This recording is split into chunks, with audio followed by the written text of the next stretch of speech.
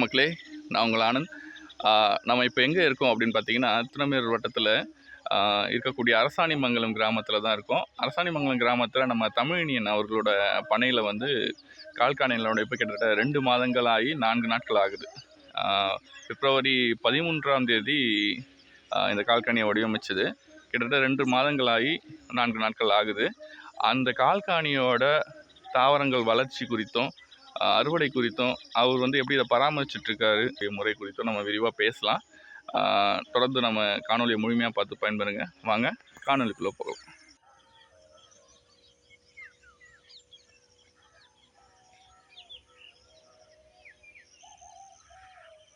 நம்ம கால்காணியோட நுழைவாயில் இருக்கோம். நுழைவாயில் பார்த்திங்கன்னா ஃபுல்லாகவே கொடி காய்கறிகள் தான் பந்தல் அமைப்பு. இதில் பார்த்திங்கன்னா புடலங்காய் காய்ச்சி அறுவடை நிலையில் இருக்குது. தமிழினியன் அறுவடைக்கான வேலைகளை பார்த்துட்ருக்காருன்னு நினைக்கிறேன்.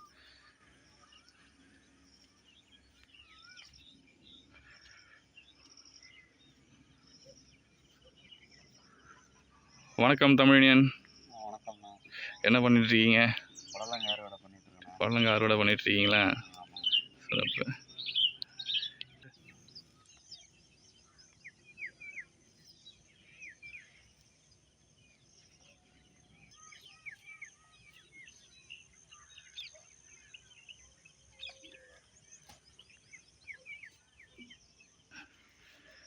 இன்றைக்கி நம்ம அறுவடைக்கான வேலையை பார்த்துட்ருக்க தமிழினை சந்திக்க வந்திருக்கோம்.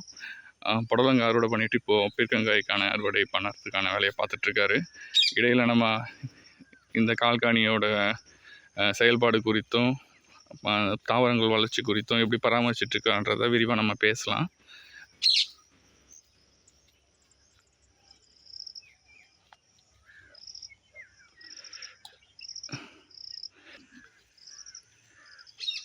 இந்த நுழைவாயில் பார்த்திங்கன்னா கிட்டத்தட்ட 140 அடி நீளம் இருக்கும்.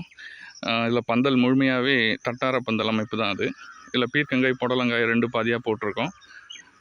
அதை தான் நம்ம அந்த வளர்ச்சியை தான் பார்க்குறோம். கிட்டத்தட்ட இது வெறும் 64 நாட்கள் தான் ஆகுது. 64 நாட்களில் அதோடய வளர்ச்சி பார்த்திங்கன்னா ரொம்ப சிறப்பாக இருக்குது. இதுக்கு முழுக்க முழுக்க அமிர்த கரைசல் மட்டும்தான் நம்ம கொடுத்துட்டு வராரு தமிழினியன்.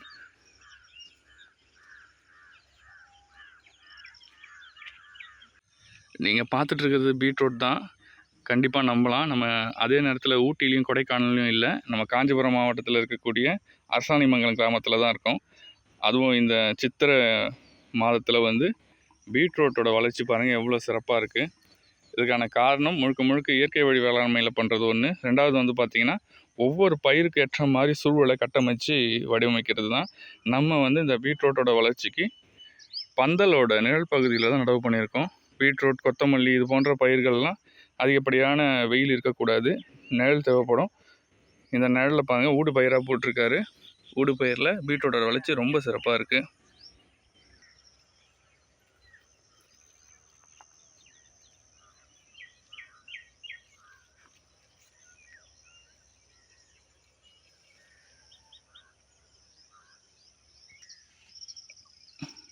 இது வந்து நம்ம கொத்தமல்லி பார்த்துட்ருக்கோம். பூ எடுத்துருக்கு. பூ எடுத்து பார்த்திங்கன்னா அதோட விதைகளும் வந்துருச்சு. ஏதோ தனியாக சொல்லுவோம் இல்லைங்களா, நம்ம தனியாக எடுத்து நம்ம மிளகாய் அரைக்கிறதுக்கெலாம் பயன்படுத்தக்கூடிய தனியாக தான் கொத்தமல்லியோட விதை தான் அது. அதுவும் வந்து இந்த நிழல் பகுதியில் ரொம்ப சிறப்பாக வளர்ந்துட்டு இருக்குது. கால்காணி சூழலியல் அறக்கட்டளை ஒருங்கிணைக்கும் கால்காணி தற்சார்பு சூழலியல் நில வடிவமைப்பு நேரடி களப்பயிற்சி வகுப்பு வர மே மாதம் 10ஆம் தேதி நடக்க இருக்கு. இந்த களப்பயிற்சி வகுப்புல 33 சென்ட் நிலத்துக்குள்ள ஒரு தனி மனித குடும்பத்திற்கு தேவையான உணவு தேவையை முழுமையா பூர்த்தி பண்ணக்கூடிய நில வடிவமைப்பு கட்டமைப்பு, தாவர வகைகள், அதுக்கப்புறம் நீர் மேலாண்மைக்கான அகழி எடுக்கிறது, பண்ணைக்குட்டை அமைக்கிறது, என்னென்ன தாவரங்கள் எந்தெந்த பகுதிகளில் நடவு பண்றது, இது குறித்த தெளிவான பயிற்சி வகுப்பா இந்த பயிற்சி வகுப்பு அமையும். இந்த பயிற்சி வகுப்புல நீங்க பங்கேற்க விரும்புனீங்கன்னா, ஸ்க்ரீன்ல தெரியக்கூடிய தொடர்பு எண்ணை தொடர்பு கொண்டு முன்பதிவு பண்ணிக்கோங்க.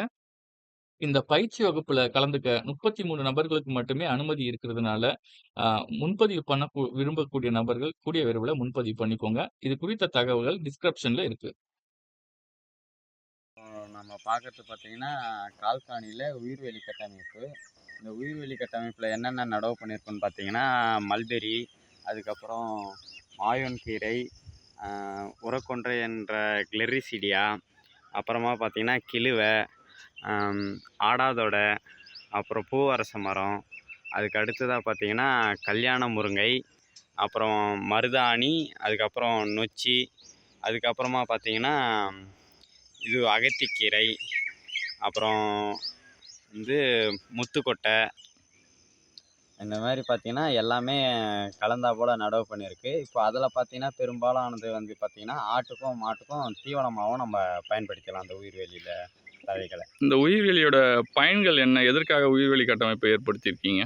உயிர்வேலியை எதுக்காக இது பண்ணுறோன்னா, முதல்ல வந்து வெளியிலேருந்து நம்ம தோட்டத்துக்கு வந்து ஒரு வேலி அமைப்பாக முதல் இதுவாக பார்த்திங்கன்னா அது பயன்படுது. ரெண்டாவதாக பார்த்திங்கன்னா வந்து இங்கே வந்து உயிர் சூழலும் ஏற்படும். என்னென்னா மற்ற வகையான பல்லுயிர் நேசம்னு சொல்லுவோம். எப்போவுமே பல்லுயிர் தான் முக்கியத்துவம் கொடுக்கறதுனால அந்த பல வகையான உயிர்கள் வந்து இங்கே வந்து அடைக்கலம் ஆகிறதுக்கான ஒரு சூழலும் ஏற்படுது. அதுக்கு அடுத்ததாக பார்த்திங்கன்னா வந்து ஆடு மாடுக்கான தீவனங்கள் இங்கே இந்த உயிர்வேலி மூலிமாவே நமக்கு கிடைக்கிறது. அதுக்காகவும் நம்ம அது பயன்படுது.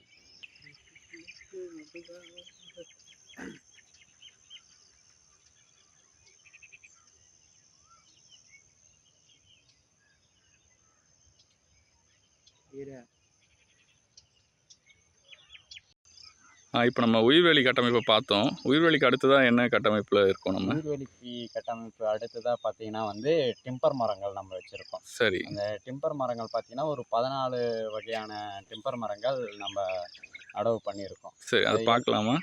பார்க்கலாம் வாங்க. இது பார்த்திங்கன்னா வேங்கை மரம்.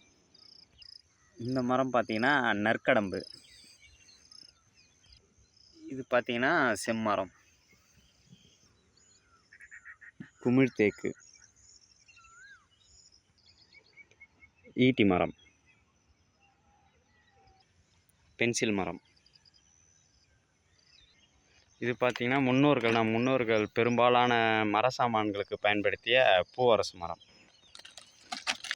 இவர் தான் மணி, கை காவல். சிசு மரம்,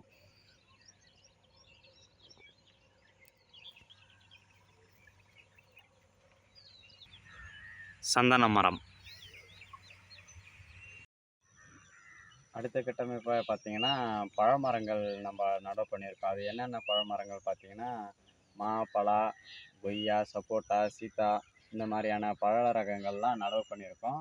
அதுக்கு கீழே வந்து பார்த்திங்கன்னா உயிர் மூடாக்கானா இந்த படர்கொடின்னு சொல்லுவோம். இந்த பூசணி, அதுக்கப்புறம் பார்த்திங்கன்னா வெள்ளரி, இந்தமாரி படர்கொடியும் நடவு பண்ணியிருக்கு. அதுக்கப்புறம் பார்த்திங்கன்னா கிழங்கு ஐட்டம்னு பார்த்திங்கன்னா அடுத்தது பார்த்தா சக்கரவள்ளி கிழங்கு நடவு பண்ணி அது படர்கொடியாகவும் உயிர் மூடாக்காவும் நம்ம விட்டுருக்கோம். நம்ம பூச்சி கட்டுப்படுத்தி எந்த மாதிரி இது பண்ணுறோன்னு பார்த்திங்கன்னா, நம்ம இயற்கை வழி வேளாண்மை செய்கிறதுனால வந்து பூச்சிக்கொல்லிகளையோ இல்லை அதையும் பயன்படுத்துறதில்லை. நம்ம பெரும்பாலான எப்படி பூச்சிகளை கட்டுப்படுத்துகிறோன்னு பார்த்திங்கன்னா வந்து இந்த உயிர் சூழலை ஏற்படுத்தியும் அதுக்கப்புறம் வந்து ஒரு சில தாவரங்களை நடவு பண்ணியும் அதுக்கு ஏற்ற மாதிரி நம்ம பூச்சி கட்டுப்பாடை எடுத்துகிட்டு வந்துடுவோம். அது என்னென்னு பார்த்திங்கன்னா ஆமணக்கு, அதுக்கப்புறமா பார்த்திங்கன்னா இந்த சுற்றி பாட்டிலில் வந்து ஒரு கட்டமைப்பு போல் ஒரு இது போல் அரண் போல் இந்த மக்காச்சோளம், அதுக்கப்புறம் கம்பு, அதுக்கப்புறம் பார்த்திங்கன்னா ஒரு பக்கமும் அந்த கம்பு, அதுக்கப்புறம் வந்து நாட்டுச்சோளம், இதெல்லாம் போட்டும் அந்த பாதுகாப்பு அந்த பூச்சி கட்டுப்பாடை இது பண்ணுறோம். அதுக்கு அடுத்ததாக பார்த்திங்கன்னா உள்ளே வந்து இந்த நன்மை செய்யும் பூச்சிகளை கவர்ந்து இழுக்கிற மாதிரியான செண்டு மல்லி, சூரியகாந்தி, கோழிக்கொண்டைப்பூ, இந்த மாதிரியான பூக்களையும் எடுத்துகிட்டு வந்து நம்ம நன்மை செய்யும் பூச்சிகளையும் வர வச்சு அது மூலிமா நம்ம பூச்சி கட்டுப்பாடை செஞ்சிட்ருக்கோம்.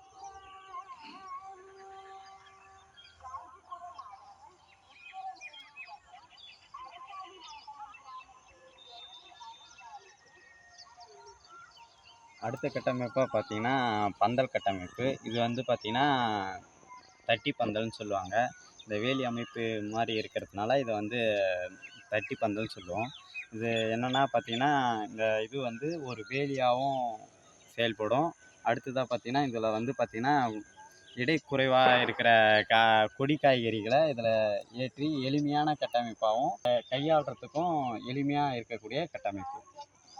இது பார்த்தீங்கன்னா எடை அதிகமாக இருக்க காய்கறியான சுரக்காய், அதுக்கப்புறம் பீர்க்கங்காய், புடலங்காய் இந்த மாதிரி கொடி ஐட்டங்கள் இதில் போடாமல் எடை குறைவாக இருக்கக்கூடிய மூக்குத்தி அவரை, சிறகு அவரை, பாவற்காய், அதுக்கப்புறம் பொரியல் காராமணி இந்த மாதிரியான எடை குறைவான கொடி ஐட்டங்களை போட்டு இதில் பயன்படுத்திக்கலாம்.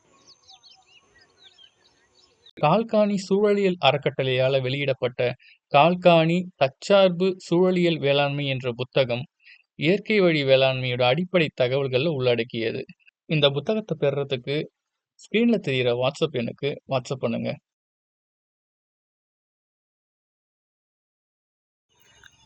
தட்டிப்பந்தலுக்கு அடுத்ததாக பார்த்தீங்கன்னா கால்காணியோட மையப்பகுதியில் வந்து மேட்டுப்பாத்தி வடிவமைச்சிருக்கோம். அதில் என்னென்ன மாதிரியான பயிர்கள் செஞ்சிட்ருக்கோன்னு பார்த்தீங்கன்னா காய்கறிகள், கீரைகள், அதுக்கப்புறம் பூக்கள், மூலிகைகள்.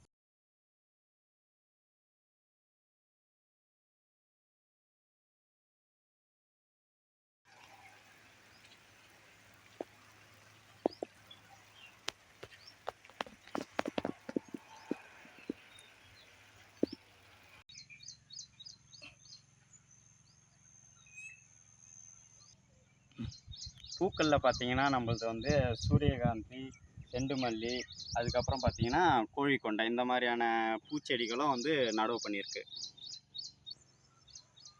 7 சென்ட் வந்து மேட்டுப்பாத்தியில் வந்து காய்கறி போட்டிருந்தோம். அதேமாரி மற்றொரு 7 சென்ட்டில் என்ன போட்டிருக்கோன்னு பார்த்தீங்கன்னா நிலக்கடலை போட்டிருக்கோம்.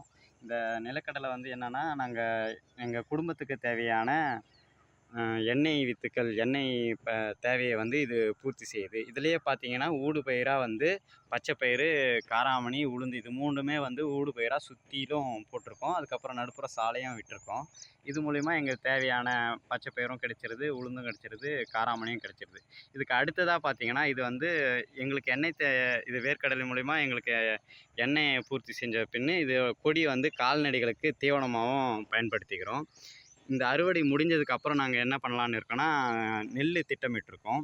நெல் போட்டு அதுக்கு அடுத்ததாக எள் இந்த மாதிரியான உணவு தேவையை இதிலேருந்தே எங்கள் குடும்பத்துக்கு தேவையான உணவை இதிலேருந்தே நாங்கள் பூர்த்தி செஞ்சிருக்கோம். பெரும்பாலும் விவசாயிங்களுக்கு களை கட்டுப்பாடு வந்து ரொம்பவும் சிரமத்தை கொடுக்கும். அது ரசாயன விவசாயிகள் வந்து எளிமையாக அவங்க களைக்கொல்லி அடிச்சுட்டு போயிடுறாங்க. அதுவும் மனித ஆற்றல் இல்லாததுனாலையும் ஆட்கள் வேலைக்கு வர்றதுனாலையும் களை கட்டுப்பாடு வந்து ரொம்ப சிரமமாக இருக்குது அப்படின்ற மாதிரி விவசாயிகளோட பிரச்சனையாக நம்ம பார்க்குறோம். நீங்கள் இந்த கால்காணி நிலத்தில் இயற்கை வேளாண்மை பண்ணுறதுனால இதை எப்படி களையை வந்து நீங்கள் எப்படி கட்டுப்படுத்தணுன்றதை நீங்கள் கொஞ்சம் விரிவாக சொல்லுங்களேன். நம்ம வந்து களையை எப்படி கட்டுப்படுத்துறோம்னா ஆரம்பத்தில் இந்த கட்டமைப்புக்கு முன்னாடியே வந்து உழவு மூலயமா வந்து நம்ம களை கட்டுப்பாடை எடுத்துகிட்டு வந்தோம். அதை மீறியும் களைகள் வரதான் செய்யும். அதுக்கு என்ன உத்தியை பயன்படுத்துகிறோன்னு பார்த்தீங்கன்னா நம்ம வந்து மூடாக்கு உத்தியை பயன்படுத்துகிறோம். மூடாக்கிலே வந்து 2 விதமான மூடாக்கை நம்ம பயன்படுத்துகிறோம். என்னென்னா தழைகள் போட்டு மூடாக்கு ஒன்று, அதுக்கப்புறம் பார்த்தீங்கன்னா உயிர் மூடாக்குன்னு ஒன்று. இலைத்தழைகளை பார்த்திங்கன்னா இந்த மேட்டுப்பாத்தியான இடங்களில் வந்து இந்த வைக்கோல், காஞ்ச சருகுகள் போட்டு மூடாக்கு மாதிரியும் போட்டிருக்கோம். அதுக்கு அடுத்ததாக பார்த்திங்கன்னா நாங்கள் இந்த பழமரங்கள் அந்த மாதிரி இடத்துல வந்து இந்த படர்கொடிகள், கிழங்கு அதான் சக்கரவள்ளி கொடி அந்த மாதிரியான படர்கொடியை படர விட்டு நம்ம அதை மூடாக்காவும் பயன்படுத்திக்கிறோம். அது மட்டும் இல்லாமல் இப்போது தொடர்ந்து இந்த கால்காணி சூழலியல் தற்சார்பு நில வடிவமைப்பு மாதந்தோறும் பயிற்சி கொடுக்கறதுனால நமக்கு இங்கே வந்து உணவுக்கு பயன்படுத்தக்கூடிய பாக்கு மட்டை தட்டு அது மக்கக்கூடியதுன்றதுனால அதை கட் பண்ணி வந்து ஒவ்வொரு செடிக்கு அடியிலையும் போட்டாலும் நம்மளுக்கு அது உயிர் மூடாக்கு மாதிரி ஆயிடுது நமக்கு. அதனால நமக்கு என்ன பயன் பார்த்திங்கன்னா இந்த நேரடி சூரியனோட இந்த வாட்டி வந்து வெயிலோட தாக்கம் அதிகமாக இருக்கிறதுனால அந்த தாக்கத்தை கொஞ்சம் குறைக்கவும் செய்யும். நீரும் வந்து அதிகப்படியான செலவினமும் நாங்கள் ஆகாது. நீரும் குறைந்த நீரே போதுமானதாக இருக்கும் நமக்கு. அடுத்ததாக கால்காணியோட நீர் மேலாண்மை கட்டமைப்பை பார்க்கலாம். கால்காணியில் பெய்யக்கூடிய மழை நீரை சேகரிக்க விதமாக வந்து கால்வாய் மூலமாக சுற்றியுள்ள அகழிக்கு அந்த மழை நீரை எடுத்துகிட்டு வந்து சேகரிக்கிறோம். இந்த அகழியோட அளவு பார்த்திங்கன்னா 3 அடி ஆழம், 3 அடி அகலம். அதிகப்படியான மழை காலங்களில் இந்த அகழி வந்து நிரம்பி வெளியேறும் போது நம்ம என்ன பண்ணுறோன்னா தரைமட்டத்துலேருந்து 2 அடி உயரத்தில் ஒரு பழுப்பு மூலயமா வந்து நம்ம பண்ணை குட்டையில் எடுத்துகிட்டு போயிட்டு அந்த மழை நீரை வந்து சேகரிக்கிறோம்.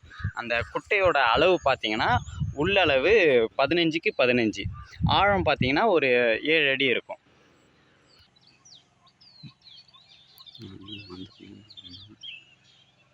இதில் வந்து பார்த்திங்கன்னா நமக்கு தேவையான மீன்கள் வளர்த்துக்கலாம். அசோலா, தாமரை இந்த மாதிரி நம்ம தேவைக்கேற்ற இதில் வளர்த்து அதிலேருந்து நம்ம பயன்பெறலாம்.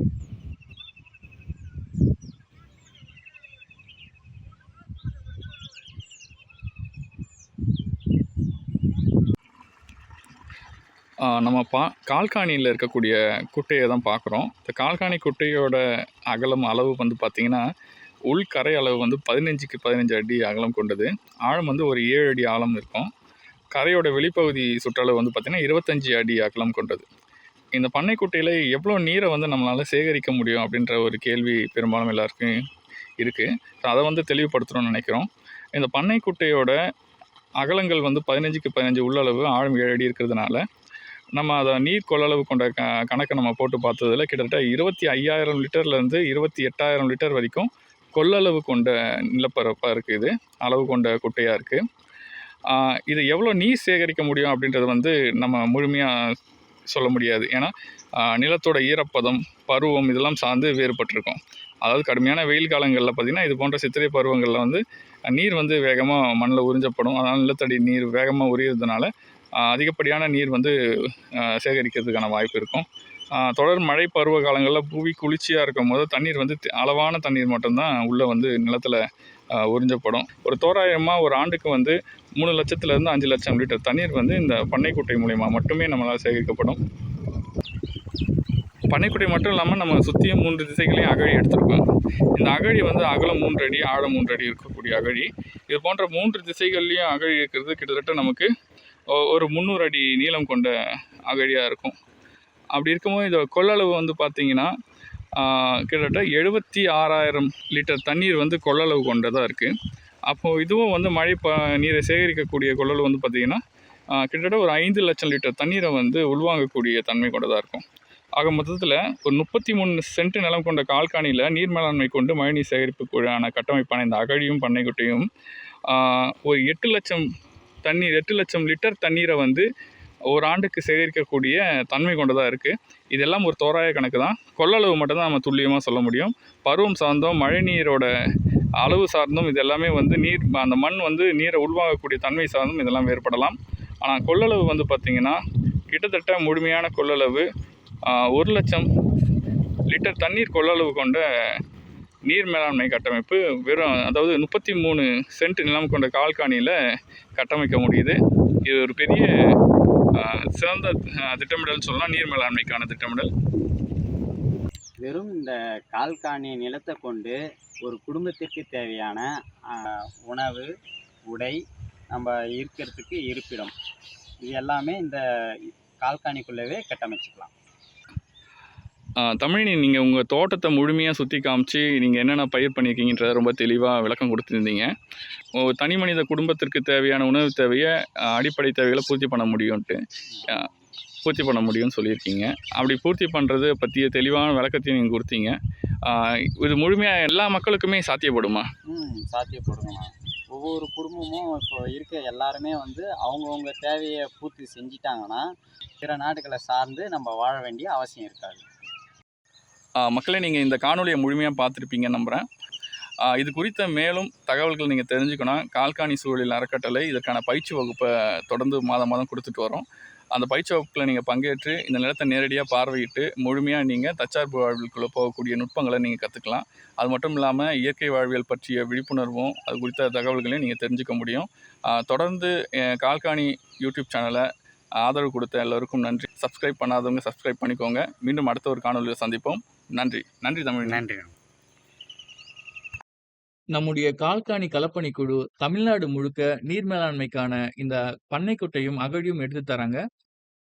அதோடு 33 சென்ட் நிலமான கால்காணியில இந்த குடும்பத்திற்கு தேவையான உணவு தேவையை முழுமையா பூர்த்தி பண்ணக்கூடிய நில வடிவமைப்பையும் அமைச்சு தராங்க. இந்த நில வடிவமைப்புல காய்கறிகள், கீரைகள், பழங்கள், மூலிகைகள், பூக்கள், டிம்பர் மரங்கள், அது மட்டும் இல்லாமல் மழைநீர் சேகரிப்பு மேலாண்மை குறித்த வடிவமைப்பும் இருக்கு. மேலும் இது குறித்த விவரங்களுக்கு டிஸ்கிரிப்ஷன்ல இருக்கக்கூடிய தொடர்பு எண்ணை தொடர்பு கொள்ளுங்க.